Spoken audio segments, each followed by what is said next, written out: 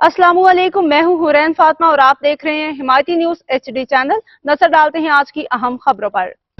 कराची जिला मलीर भैंस कॉलोनी में एक गटर उबलने का मसला, रमजान की पहली रात हैवी मशीनरी से सफाई जारी। कराची के जिला मलीर भैंस कॉलोनी रोड नंबर 6 पे फारूकी मस्जिद के सामने कई माह से बंद गटर उबलने के बायस आवाम शदीद मुश्किलात का शिकार थी। रोजनामा हिमायती न्यूज की रिपोर्ट पे मुतल्लिका हुक्काम ने फौरी नोटिस लेते हुए हैवी मशीनरी के जरिए सफाई का आगाज किया।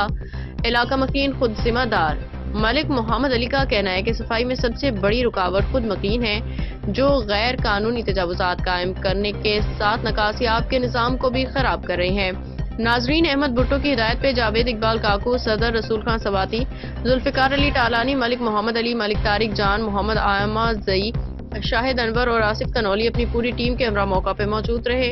उन्होंने रात भर निगरानी की, जबकि कुछ अफराद की जानिब से काम में रुकावट डालने की कोशिश पे पुलिस की मदद से सफाई का काम जारी रखा गया। अवामी ताउन की अपील।